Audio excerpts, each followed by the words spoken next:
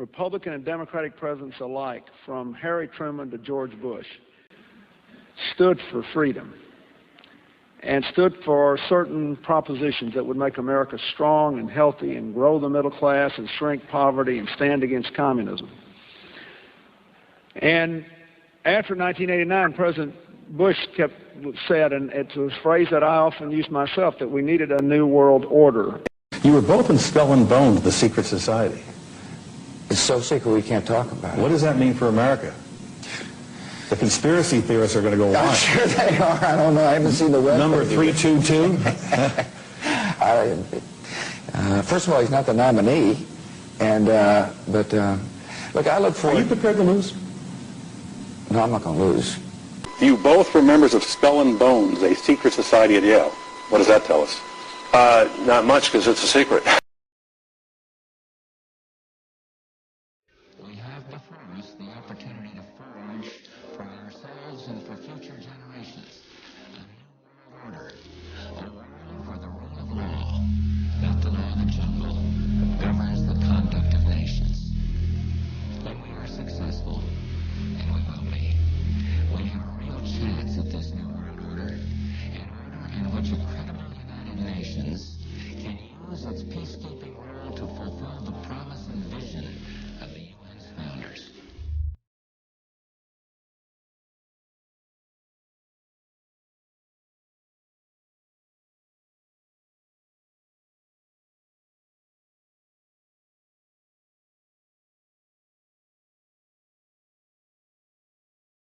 There's a chart I saw recently that I can't get out of my head. A Harvard business professor and economist asked more than 5,000 Americans how they thought wealth was distributed in the United States. This is what they said they thought it was. Dividing the country into 5 rough groups of the top, bottom, and middle 3 20% groups, they asked people how they thought the wealth in this country was divided. Then he asked them what they thought was the ideal distribution. And 92%, that's at least 9 out of 10 of them, said it should be more like this. In other words, more equitable than they think it is. Now that fact is telling, admittedly, the notion that most Americans know that the system is already skewed unfairly. But what's most interesting to me is the reality compared to our perception. The ideal is as far removed from our perception of reality as the actual distribution is from what we think exists in this country. So ignore the ideal for a moment. Here's what we think it is again. And here is the actual distribution. Shockingly skewed. Not only do the bottom 20% and the next 20%, the bottom 40% of Americans barely have any of the wealth. I mean, it's hard to even see them on the chart. But the top 1% has more of the country's wealth than 9 out of 10 Americans believe the entire top 20% should have. Mind-blowing. But let's look at it another way, because I find this chart kind of difficult to wrap my head around. Instead, let's reduce the 311 million Americans to just a representative 100 people. Make it simple. Here they are. Teachers, coaches, firefighters, construction workers, engineers, doctors, lawyers, some investment bankers, a CEO, maybe a celebrity or two. Now let's line them up according to their wealth. Poorest people on the left, wealthiest on the right, just a steady row of folks based on their net worth. We'll color code them like we did before based on which 20% quintile they fall into. Now let's reduce the total wealth of the United States, which was roughly $54 trillion in 2009, to this symbolic pile of cash. And let's distribute it among our 100 Americans. Well, here's socialism, all the wealth of the country distributed equally. We all know that won't work. We need to encourage people to work and work hard to achieve that good old American dream and keep our country moving forward. So, here's that ideal we asked everyone about. Something like this curve. This isn't too bad. We've got some incentive, as the wealthiest folks are now about 10 to 20 times better off than the poorest Americans. But hey, even the poor folks aren't actually poor, since the poverty line has stayed almost entirely off the chart. We have a super healthy middle class with a smooth transition into wealth. And yes, Republicans and Democrats alike chose this curve. 9 out of 10 people, 92%, said this was a nice, ideal distribution of America's wealth. But let's move on. This is what people think America's wealth distribution actually looks like. Not as equitable, clearly, but for me, even this still looks pretty great. Yes, the poorest 20 to 30% are starting to suffer quite a lot compared to the ideal, and the middle class is certainly struggling more than they were, while the rich and wealthy are making roughly 100 times that of the poorest Americans and about 10 times that of the still healthy middle class. Sadly, this isn't even close to the reality. Here is the actual distribution of wealth in America. The poorest Americans don't even register. They're down to pocket change, and the middle class is barely distinguishable from the poor. In fact, even the rich between the top 10 and 20 percentile are worse off. Only the top 10% are better off. And how much better off? So much better off that the top 2 to 5% are actually off the chart at this scale. And the top 1%, this guy, well, his stack of money stretches 10 times higher than we can show. Here's his stack of cash, restacked, all by itself. This is the top 1% we've been hearing so much about. So much green in his pockets that I have to give him a whole new column of his own because he won't fit on my chart. 1% of America has 40% of all the nation's wealth. The bottom 80%, 8 out of every 10 people, or 80 out of these 100, only has 7% between them. And this has only gotten worse in the last 20 to 30 years. While the richest 1% take home almost a quarter of the national income today, in 1976, they took home only 9%, meaning their share of income has nearly tripled in the last 30 years. The top 1% own half the country's stocks, bonds, and mutual funds. The bottom 50% of Americans own only 0.5% of these investments, which means they aren't investing. They're just scraping by. I'm sure many of these wealthy people have worked very hard for their money. But do you really believe that the CEO is working 380 times harder than his average employee? Not his lowest paid employee, not the janitor, but the average earner in his company. The average worker needs to work more than a month to earn what the CEO makes in 1 hour. We certainly don't have to go all the way to socialism to find something that is fair for hardworking Americans. We don't even have to achieve what most of us consider might be ideal. All we need to do is wake up and realize that the reality in this country is not at all what we think it is.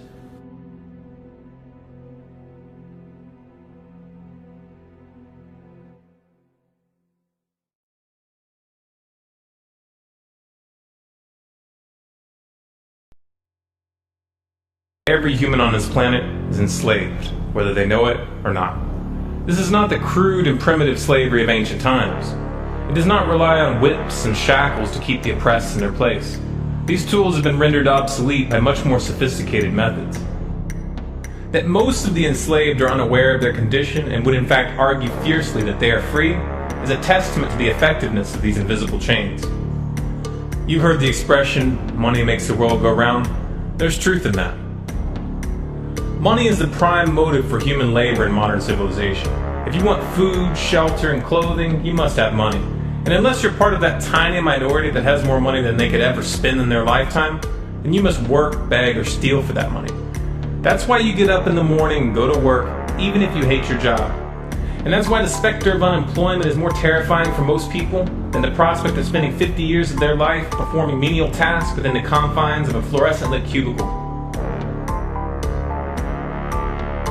Of course, in Western countries, some are fortunate enough to have pulled away from the brink and do not live in fear that their basic needs will be met, at least for now. And yet they keep spinning the hamster wheel. Why is that? Could it be because money and the bling that it buys have become symbols of status and prestige? Money offers an illusory form of social validation, but even those who are not caught up in distinguishing themselves by how much they accumulate still must acknowledge the social stigma that comes with poverty. The combination of these primal motivators, the need for food, shelter, clothing, and social validation, is a very powerful force. It's enough to drive humans to engage in all forms of activity, even to the point of harming themselves or others in the process. The accumulation of money is therefore an accumulation of social and psychological power, and those who control the creation of money control this power at its source. So who controls the creation of money? Well, in the case of the US dollar, it's not the government. This shouldn't be an earth-shattering revelation. The fact that the Federal Reserve is a private institution owned by a cartel of the world's most powerful banks is quickly becoming common knowledge. Even the mainstream media doesn't deny it at this point. However, the full extent of what this means is only clear when you understand how the banking system really works. And unfortunately, this isn't something we're taught in school. Once you have it explained to you in simple terms, you'll understand why. Every dollar in circulation is loaned into existence by a bank. The process begins with the Federal Reserve when they loan out money to the US government and to other entities. You've probably heard this talked about before, especially in regards to the interest rate on those loans, which the Federal Reserve raises and lowers depending on economic conditions. But what's never talked about in the mainstream is the fact that the Fed isn't actually loaning out money that they have. They are merely typing those dollars into existence on a computer. You may be inclined to believe that this money is based on some physical backing like gold, but you would be mistaken.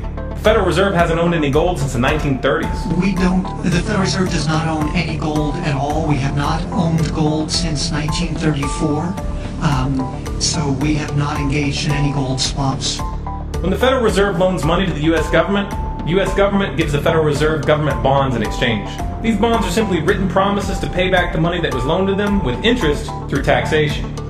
So to be clear here, the government is taking out a loan from a bank that is creating that money out of thin air, and they're expecting you, the taxpayer, to cover that loan. The absurdity of this arrangement is even more obvious when you realize that up until 1913, the US government created its own money and had no need for a bank to play the part of a middleman. That new money loaned out by the Federal Reserve enters circulation through the banks, accumulates in the banks, and in the end, the banks end up holding all the cards. Not necessarily for the reasons you may imagine. Contrary to popular belief, the majority of money in circulation isn't actually created by the Federal Reserve, but rather by the ordinary banks that businesses and individuals use for their checking, savings, and mortgages. How is this possible? Well, like the Federal Reserve, ordinary banks are allowed to loan out money that they don't have. There are, of course, restrictions. Banks are only allowed to loan out 10 times the amount of money that they actually have. So if Wells Fargo has $1,000, they can loan you $10,000, and they expect you to pay back that $10,000 plus interest. This is called fractional reserve banking. 75% of all money in circulation is created in this manner. Now, as bad as this may seem, this is really only the tip of the iceberg. Most banks structure payment plans so that for many years, you're paying almost nothing but interest, and only start paying down the principal gradually. The result of this strategy is that in most cases, you pay far more in interest when you purchase a house than the house itself is worth. So here's the real question. If all money is created through loans, where does the money come from to pay for the interest? Let's say we reset the system to zero, loan $1,000 into existence, and charge 7% interest. We now have a total of $1,000 in the system, but we owe $1,000 plus interest, and that's more. The interest ensures that there's always more debt than money in circulation, because the money to pay the interest doesn't exist. Never has, never will. This would be obvious if there was only one loan being issued to one person in this manner, but when performed on a global scale, the reality is hidden and is transformed into a game of musical chairs where the person ending up without a seat faces bankruptcy and financial ruin. Because every dollar in existence is tied to a debt, this creates an unseen force that draws those dollars back to the banks, kind of like gravity attracts a physical object to Earth. The catch here is that it's the labor of the people that moves that money. Every hour that you work to pay back a loan or to keep the government from throwing you in jail over income taxes is an hour worked for the banks. The total receipts from personal income taxes just barely covers the interest on the national debt.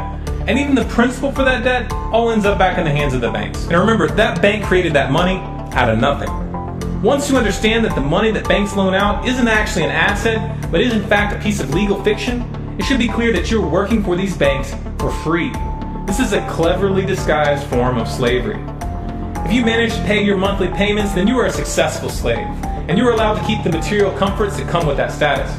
But if for some reason you fail to make those monthly payments, then the bank or the IRS comes to take your house, your car, and anything else you have of value. And if somehow, even with this enormous financial advantage, the banks still get themselves into trouble, you, the taxpayer, will be forced to bail them out. No matter what, the banks win. To say the game is rigged is an understatement. You might be inclined to think that if you live outside the United States and you don't use dollars, then this situation has no bearing on your life. But you would be wrong. The dollar is both the world reserve currency and the only currency in which oil is sold on global markets. This is often referred to as the petrodollar status.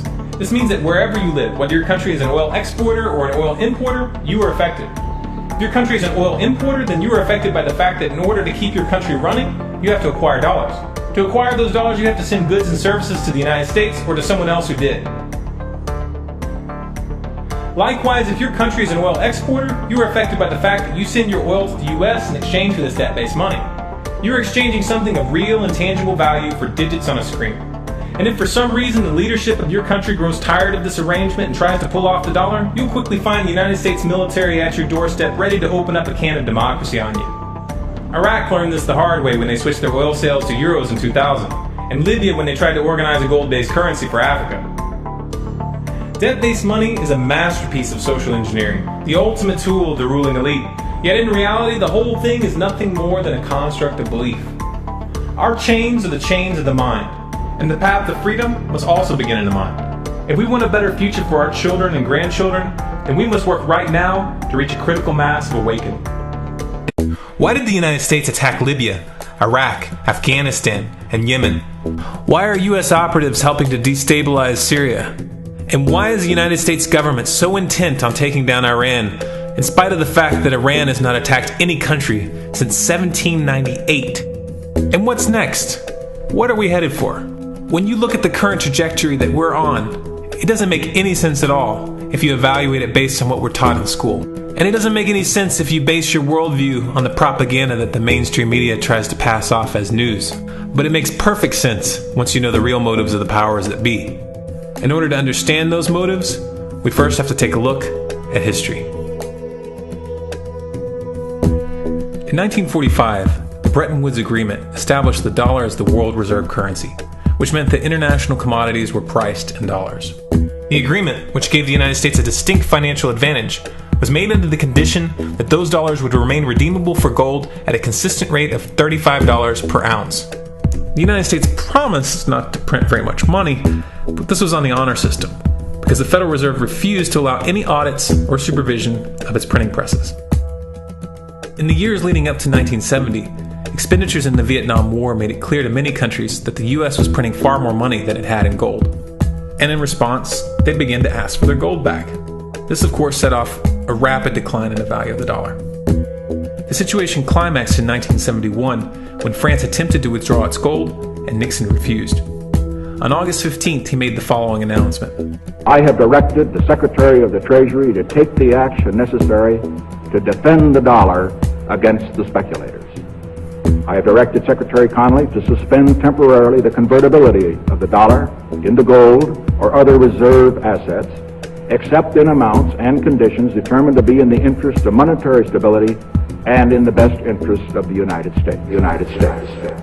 This was obviously not a temporary suspension, as he claimed, but rather a permanent default. And for the rest of the world who had entrusted the United States with their gold, it was outright theft. In 1973, President Nixon asked King Faisal of Saudi Arabia to accept only U.S. dollars as payment for oil and to invest any excess profits in U.S. Treasury bonds, notes, and bills. In return, Nixon offered military protection for Saudi oil fields. The same offer was extended to each of the world's key oil-producing countries, and by 1975, every member of OPEC had agreed to only sell their oil in U.S. dollars. The act of moving the dollar off of gold and tying it to foreign oil instantly forced every oil-importing country in the world to start maintaining a constant supply of Federal Reserve paper. And in order to get that paper, they would have to send real physical goods to America. This was the birth of the petrodollar. Paper went out, everything America needed came in, and the United States got very, very rich as a result.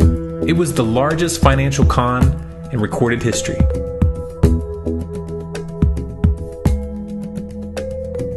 The arms race of the Cold War was a game of poker. Military expenditures were the chips, and the U.S. had an endless supply of chips. With the petrodollar under its belt, it was able to raise the stakes higher and higher, outspending every other country on the planet, until eventually U.S. military expenditures surpassed that of all other nations in the world combined. The Soviet Union never had a chance. The collapse of the communist bloc in 1991 removed the last counterbalance to American military might. The United States was now an undisputed superpower with no rival. Many hoped that this would mark the beginning of a new era of peace and stability. Unfortunately, there were those in high places who had other ideas. Within that same year, the U.S. invaded Iraq in the First Gulf War. And after crushing the Iraqi military and destroying their infrastructure, including water purification plants and hospitals, crippling sanctions were imposed which prevented that infrastructure from being rebuilt. These sanctions, which were initiated by Bush Sr. and sustained throughout the entire Clinton administration, lasted for over a decade and were estimated to have killed over 500,000 children. The Clinton administration was fully aware of these figures. We have heard that 500,000 children have died. I mean, that's more children than died in Hiroshima. And you know, is the price worth it? I think this is a very hard choice, but we think the price is worth it. Miss Albright, what exactly was it that was worth killing 500,000 kids for? In November of 2000, Iraq began selling its oil exclusively in euros. This was a direct attack on the dollar and on U.S. financial dominance, and it wasn't going to be tolerated.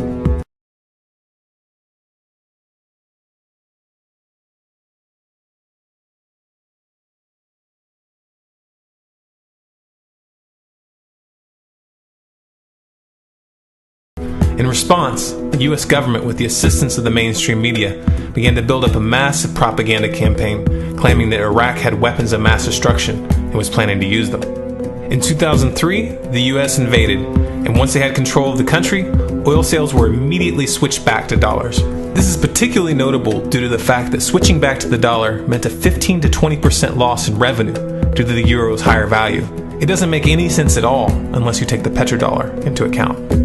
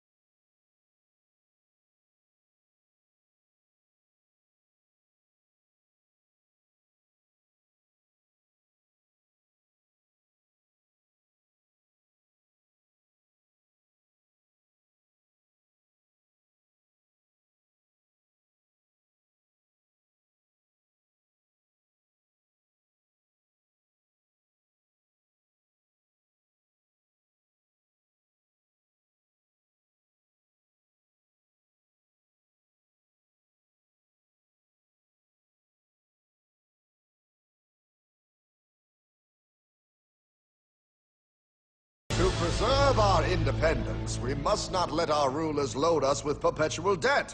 We must make our choice between economy and liberty or profusion and servitude.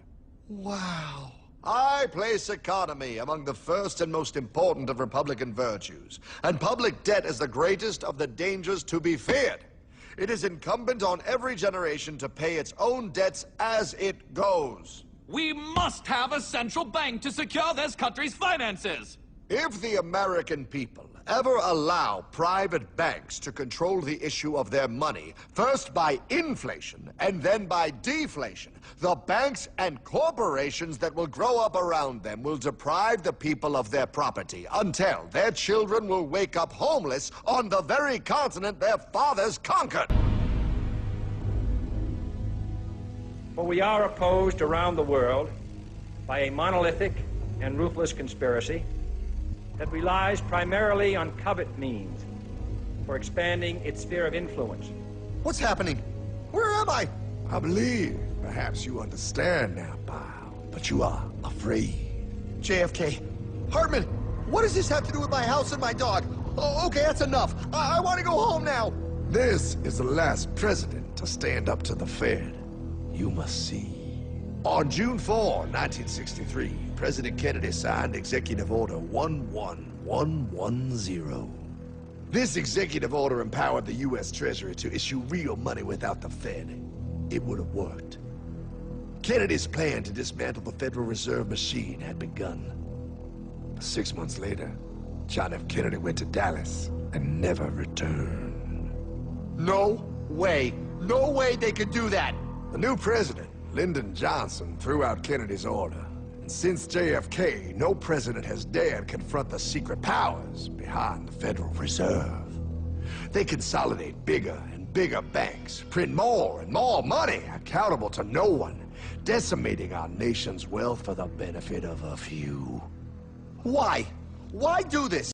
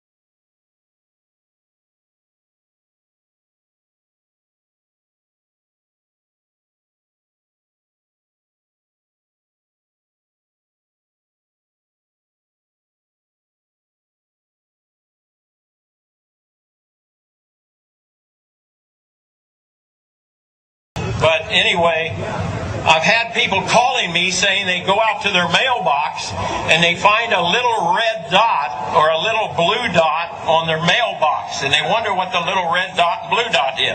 Well, it's marking your mailbox by the government, so when foreign troops come in here on us after martial law, if you have a red dot on your mailbox, they take you out immediately and shoot you right in the head. But if you have a blue dot, they take you to the FEMA camps being built by Halliburton right now to house 50 million Americans. They're building enough concentration camps in America by Halliburton that Cheney's getting rich off of, Vice President Cheney's getting rich off of, to put those with the blue dot on your mailbox in those concentration camps. Now, if you go out and you find a pink dot on your mailbox, that means that they believe you'll be a good slave and you're going to go along with the program and serve our international Antichrist masters. So watch for that dot.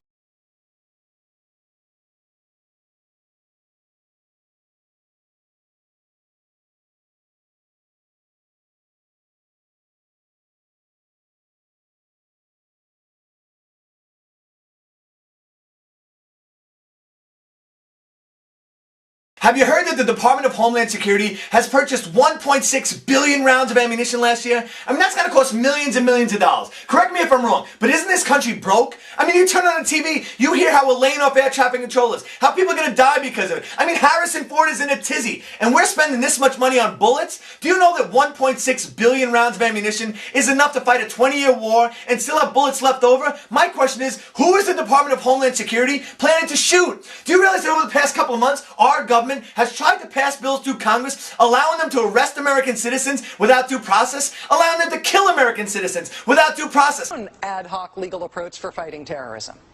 President Obama today proposed something new, something called prolonged detention. Doesn't sound that bad, right? Prolonged detention. Did you ever see the movie Minority Report? It was based on a Philip K. Dick short story. Came out in 2002. It starred Tom Cruise, remember? He played a police officer in something called the Department of Pre-Crime. Pre-crime is where people are arrested and incarcerated to prevent crimes that they have not yet committed. Mr. Marks, by mandate of the District of Columbia Pre-Crime Division, I'm placing you under arrest for the future murder of Sarah Marks and Donald Dumanos. Take place today, April 22nd, at 0800 hours, 4 minutes. No, I didn't do anything. You didn't do anything, but you're gonna. Future murder. Creepy, right? Putting somebody in jail not for what they've done, but for what you're very sure they're going to do? There may be a number of people who cannot be prosecuted for past crimes. In some cases because evidence may be tainted, but who nonetheless pose a threat to the security of the United States. We're not prosecuting them for past crimes, but we need to keep them in prison because of our expectation of their future crimes. Al-Qaeda terrorists and their affiliates are at war with the United States, and those that we capture, like other prisoners of war, must be prevented from attacking us again. Prevented. We will incarcerate people preventively. Preventive incarceration. Indefinite detention without trial. That's what this is. That's what President Obama proposed today, if you strip away the euphemisms. One civil liberties advocate told the New York Times today, quote, "We've known this was on the horizon for many years, but we were able to hold it off with George Bush. The idea that we might find ourselves fighting with the Obama administration over these powers is really stunning." And it is stunning. And it's got the 5 regions for the FEMA camps. And it talks about barricades and barbed wire and armed guards. And it says that they've built the camps and that now they need to get ready to staff them. And that they need to be ready within a 72-hour period. And so I want to challenge everybody to call their friends and their families now. And realize that the new economy is to put tens of millions of people, we already have the biggest prison population in the world, in this archipelago, this giant chain of facilities all over the country.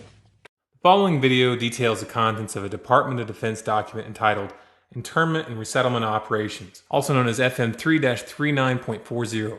The document is 325 pages long and it is signed by Joyce E. Morrow, Administrative Assistant to the Secretary of the Army. It was created in 2010, however, it's just been recently leaked to the public via the internet and can now be downloaded from multiple sources. In the description below, you'll find a download link for the document. I strongly encourage you to download it yourself and to verify everything that's being said here. The document outlines military procedures for internment and resettlement of civilians, and it describes the layout and the administration of these internment camps. It clearly states on page 38 that it applies within U.S. territory, and it specifically addresses the detainment of U.S. citizens, as is indicated by the identification procedures for new prisoners on page 146, which states that social security numbers are to be recorded alongside their photograph and fingerprints. Included in the list of organizations which may be involved in these internment operations are the Department of Homeland Security, FEMA, the Department of Defense, and the United Nations. On page 56, the document outlines the responsibilities of psychological operations officers within the camps, among which it states that a PSYOP officer develops and executes indoctrination programs to reduce or remove antagonistic attitudes and identifies political activists. On page 281, the document goes into more detail regarding the role of psychological operations within the camps, specifically in regards to pacifying the population and ensuring cooperation. On page 238, it gives the conditions for the use of deadly force in such camps. Among the justifications for lethal force, it includes to terminate an active escape attempt. That point right there should make it clear that these camps are not benevolent disaster relief type facilities. On page 244, the document calls for the use of snipers during riots to, quote, scan a crowd and identify agitators and riot leaders for apprehension and fire lethal rounds if warranted. On page 260, it shows the basic layout for a facility focusing on detainment. It is depicted with interrogation areas, tribunal areas, and mortuaries. Each detainment facility is designed to hold 4,000 prisoners, and they are depicted with multiple levels of barbed wire separating compartments within the facilities, with a double barbed wire fence enclosing them, and watched over by 24 guard towers. On page 261, the document depicts the layout for what they call civilian resettlement facilities, which are designed to house 8,000 people. Though it uses the word resettlement, the plans show multiple levels of barbed wire dividing the sections of the facility, with double barbed wire fencing on the outside, as well as 16 guard towers. On page 262, the layout for facilities designed for what they call non-compliant prisoners is shown. These camps are designed to hold up to 300 prisoners, they have 3 interrogation centers, and are guarded by 13 guard towers. Now, if there's any question whether these plans are active or just theoretical, this should be settled by the fact that the U.S. Army has been running ads for job positions in these camps since 2009, and apparently, they're still hiring. Once again, if you look in the description, you'll find all the links you need to verify this information.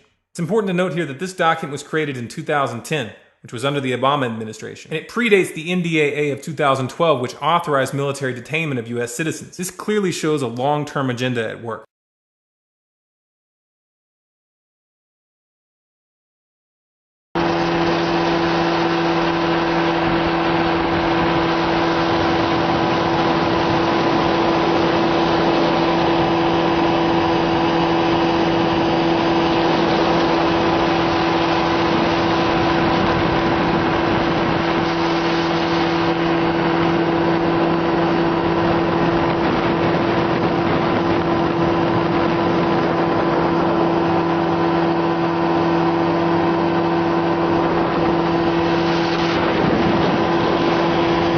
Listen to this, folks.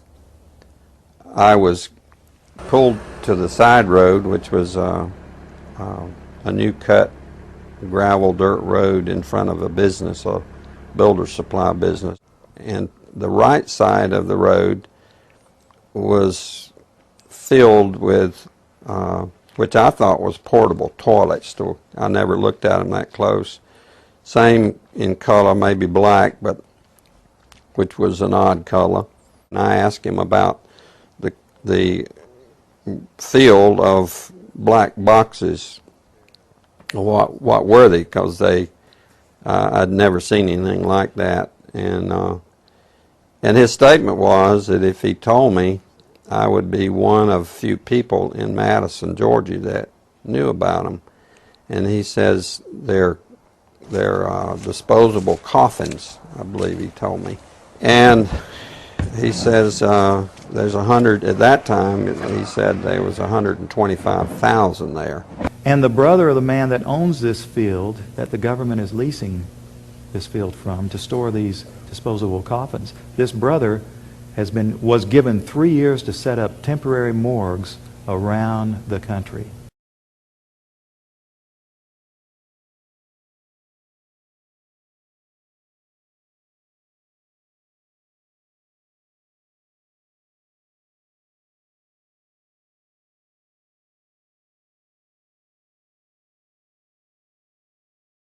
now have a policy as exemplified by the FBI brochure from the on counterterrorism, which says people who are defenders of the U.S. Constitution against federal government and the UN, and make numerous references to the U.S. Constitution, should be monitored as potentially murderous and fanatical terrorists.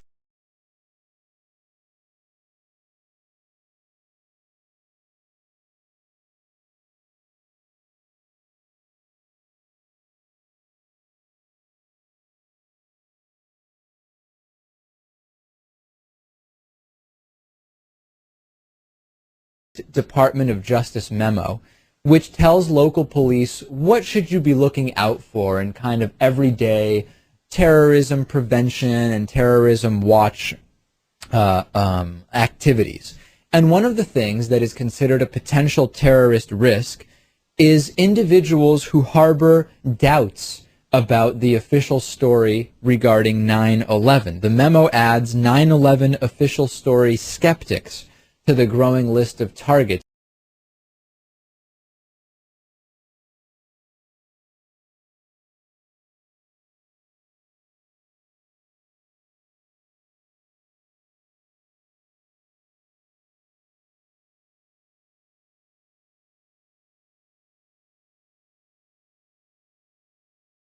If you go outside the city of Atlanta, go east about 60 or 70 miles to the town of Elberton, and then go north on Highway 77 about 10 miles, you'll find off to the right what's called the Georgia Guidestones.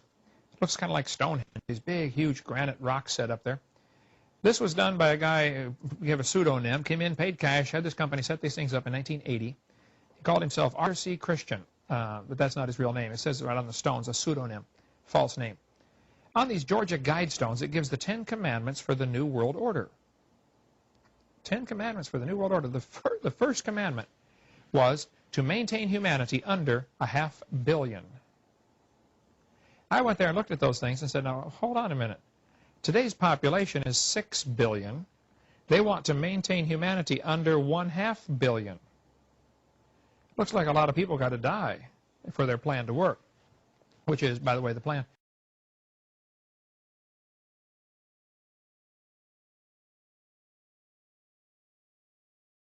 Jacques Cousteau said we'd have to eliminate 350,000 people a day. 1/3 million people a day would have to be eliminated to save Mother Earth. Bill Clinton said we need to reduce the population of the Earth to 1 billion. There are a lot of folks who would like to reduce the population of the Earth. The Bible command is quite the opposite.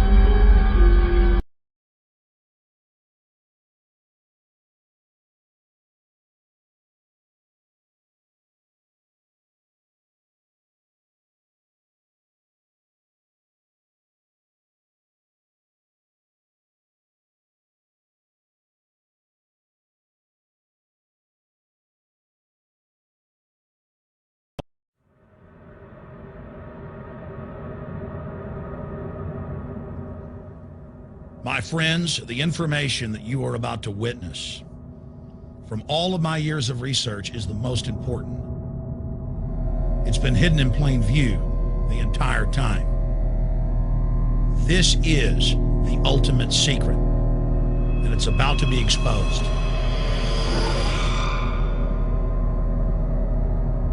I have hundreds of government documents, textbooks, white papers, where for over 80 years, the elite of the Western world have talked about adulterating food and water to sicken and sterilize the population for the purpose of eugenics. It's all covered in the book Eco-Science, written by the White House science czar John P. Holdren, where they talk about a planetary police state to carry out the forced sterilization. They also talk about covert systems in the water and food to sterilize the population. Now, this was written decades ago, before he was White House science czar. Now, suddenly, the stuff in this book is all over the news. They're selling it to the public as if it's a good thing. You see here before you what an average person would buy when they went shopping at the store. Not everything here is bad for you, but much of it has compounds and artificial chemicals that have been added that are extremely toxic and bad for your health. And they have known this the entire time, and they have approved them for use. Let's start with aspartame.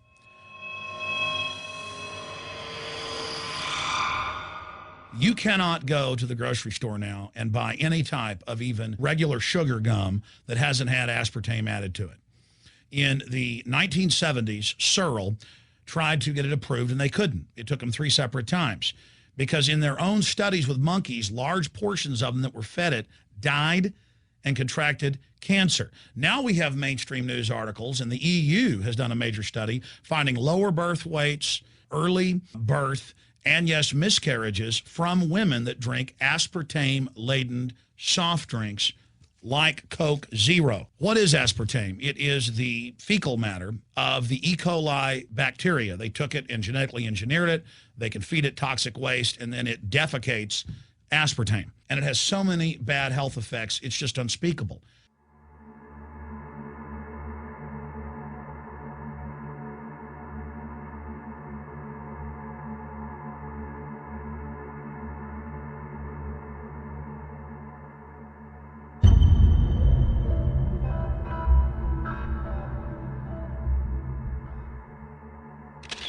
This is being done by design. It's also very, very addictive.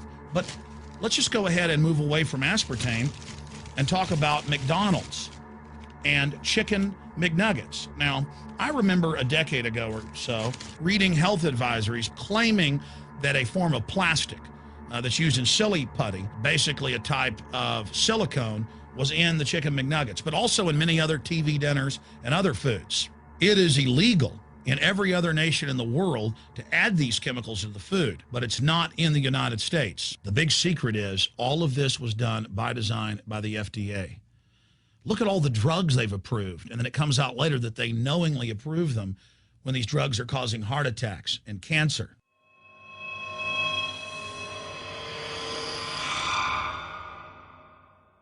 In the Nuremberg trials, it came out that the Nazis were adding sodium fluoride to the water supply in the labor camps and death camps to make the population more docile and controllable. There had been hundreds of university studies before Hitler even came to power. This is a form of forced medication. They admit that 1 part per million of sodium fluoride more than doubles the chance of bone cancer in boys and men. As the public became educated in the last few decades, the government and industry's response was to not just put it in water, but to start adding it to thousands of products like children's water that's mixed with their formula or with their cereal.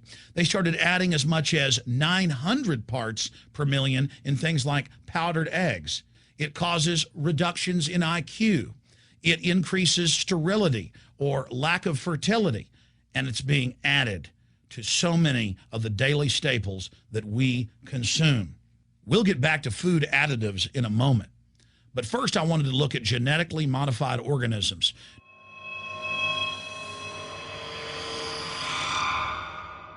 Did you know for many years the American people have been eating cloned beef and pork, and now they're expanding out into other forms of meat?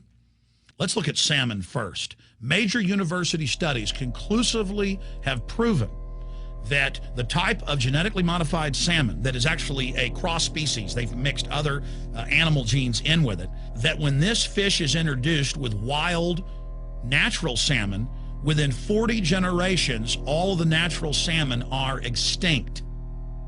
And the FDA approved this. And they're going to allow it to be released into the wild that isn't even a salmon. It is a cross-species chimera. It is a mixture like something out of the island of Dr. Moreau, something out of a nightmare.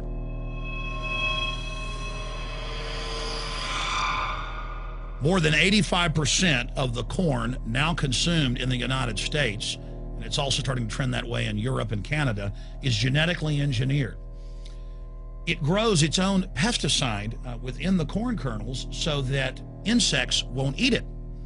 If the insects can't eat this and live, what do you think is going to happen when lab rats or humans eat it? We have literally hundreds of studies showing that not just Monsanto's, but other major GMO companies' corn, and that's the majority of corn we're now eating today in the United States, has been linked to organ failure in lab animals. The studies also show massive increases in sterility in rats and guinea pigs that are fed not just GMO corn, but GMO cotton seeds. Studies in India, Germany, and the United States have conclusively shown that when they feed the cotton seeds left over from the cotton crop from these genetically modified varieties, that the cows are having miscarriages, they are having low birth weights, or in many cases, they're simply dying. And what is in most processed foods? Genetically modified cottonseed oil.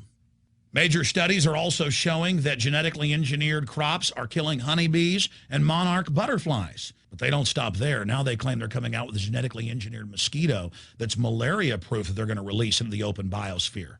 The very genetic code of the planet is being butchered in a hostile corporate takeover. Many years ago, an executive from Monsanto was quoted in National Geographic as saying that that is their program, that they want to basically have their crops and their organisms take over the entire biosphere of this planet. And the major genetic engineer companies have focused mainly on 8 major food crops. Now they're expanding out into hundreds and hundreds and hundreds of other plants, literally changing the genetic code of the planet. This is a genetic dictatorship. This is genetic vandalism. And that's why the Rockefellers, the United Nations, and others have built these giant armored seed vaults all over the world, not just at the Arctic Circle. And they admit they're doing it in case all of this gets out of hand, that they'll have a type of Noah's Ark. So all these fake environmental groups, they never complain about this. They never talk about true environmental degradation. They want to put a tax on carbon dioxide that humans exhale, that plants respirate from and carry out photosynthesis with, as a way to shut down industrial society and control every facet of our lives. That's the big secret. This is a population reduction program. It is an epidemic. The sperm count has dropped in the Western world exponentially. Even the government has been predicting within another generation, almost everyone is going to be sterile. This is the globalist religion. This is their philosophy. They want the planet for themselves. The UN has said that their stated plan is an 80% population reduction. You've heard Ted Turner call us useless eaters and feeders and say that 80% of us need to be killed. You've heard Prince Philip say he wants to come back as a virus to kill the majority of the world population. Dr. Eric Pianka, Peter Singer, it's all over the news where they tell us that we should only have one child because more than one is bad for the environment and that the recession is good for lowering our carbon footprint. This is the big secret. We live in a scientific dictatorship, and the United States and England are the epicenter of this, and it's expanding worldwide. Remember all the secret testing, all the secret sterilization that went on in the United States and Europe. Remember what Hitler did. He learned all of that from the eugenicist and the Rockefeller family in the United States. This is a culture of death being pushed on you and your family. And even if you think the world is overpopulated, you need to understand that you're being targeted by this as well. Targeted by design. Recombinant bovine growth hormone in your milk, making 8-year-old girls go into puberty when they should be going into puberty at 12 or 13. Silicone in chicken McNuggets and hundreds of other processed foods. Aspartame, that is the feces of genetically engineered bacteria that has incredible health problems that have been proven. Think for yourself. It goes on and on. ABC News, this goes back 4 years ago. Viral meat spray, advancing food safety. They spray a live virus on the meat to supposedly kill the bacteria. This is a live vaccine they spray on most of the meat you're consuming that you're buying from the store. It gets even worse. The petroleum distillates, or toxic waste that's left over from petroleum refineries that refine oil into gasoline, they take these tens of millions of pounds of toxic waste that's left over, the fluoride, the mercury, the lead, and they dump it on crops as supposed fertilizer. And what do crops like tomatoes and corn and potatoes do? They pull in all of those toxins out of the ground. In fact, scientists for many years have used plants to actually detoxify areas that have been contaminated. And those plants are pulling all of this up, and then you are eating it. That's why the Washington Post reported in January of 2008 that a major study found that nearly a third of the 55 popular brand name foods and beverage products were filled with mercury. Despite the fact that the people of Europe for over 20 years have fought off all the genetically modified wheat and corn and other crops being planted in their nation, now the EU is buckled and is accepting it. The United States is literally a testing ground for all of this. It's just automatically approved. And the people that work for these corporations, they're compartmentalized. They don't know what's going on. The people that work at these stores, they have no idea what's happening. This is affecting all of us. This is hurting everyone. Many different forms of cancer are growing by thousands of percentage points. Diabetes, all these different diseases. And in major studies, it's all been linked to the toxic additives that are in our food, our water. And I haven't even had time to get into MSG. I mean, I've interviewed brain surgeons, neurologists, scientists. I mean, it just devastates the brain. It's an excitotoxin. It destroys the liver, and it is in tens of thousands of products. We can say no. We can stand up. But if you've got a neighbor giving fluoride water to their baby, please go over and warn them. If you got a neighbor that's sitting there eating MSG-filled chips, one after the other, warn them. You've got a responsibility. If you know people that are feeding processed foods filled with GMO, warn them. And for God's sakes, don't give it to your own children. If you want to kill yourself, that's your own business. But don't hurt your children. Don't do this, ladies and gentlemen. There's been a bit of an uproar this past week due to Obama's signing of a recent bill that has become affectionately labeled the Monsanto Protection Act, or H.R. 933. So much so that it's led Senator Barbara Mikulski to publicly apologize for letting the provisions slip through. However, this is really only a small part of a much bigger pattern of corruption and collusion between Monsanto and the U.S. government. Senator Roy Blunt, a Republican from Missouri, who crafted the wording for H.R. 933, has been accused by Senator John Tester of having collaborated directly with Monsanto in the creation of the provision. This shouldn't be surprising considering that Monsanto is one of Blunt's top campaign contributors. Blunt also accepts contributions from the Crawford Group, a registered lobbyist for Monsanto. Now, the controversy in this bill is tied to Section 735, which is of course written in such a jumble of incomprehensible legalese that it's highly difficult to interpret. It's designed to make the eyes glaze over without registering that anything of significance has been stated. This is facilitated using a common legislative technique of referring to sections of a separate law, so that you have to go read the unintelligible fine print in that second document in order to understand what's actually being said. That second law in this case is the Plant Protection Act. In the description of this video, you'll find a link to both documents. Now, what Section 735 of H.R. 933 states is that if a plant is determined to be a biological pest and is therefore brought under regulation and restrictions which prevent it from being planted or transported within the U.S., the Secretary of Agriculture shall immediately grant a temporary permit or deregulation to any farmer, farm operator, or producer that requests it, regardless of what any other laws or courts may order. Now, the word genetically modified organism isn't mentioned here, and that's part of the skillful way that this was designed to slip through. Only someone who knows that by default genetically modified organisms are considered biological pests until they've been approved by the Department of Agriculture, and that they are reclassified as pests if shown unsafe, would understand the implications here. To distill this down to one sentence, if a farmer wants to grow a genetically modified plant that's been outlawed because it's been found to be harmful to the environment or human health, all they need to do is contact the Secretary of Agriculture, and they will be immediately issued a permit to cultivate these plants. Essentially, it makes it impossible to stop a genetically modified plant from being used in the United States, regardless of any laws or rulings that are made to outlaw them.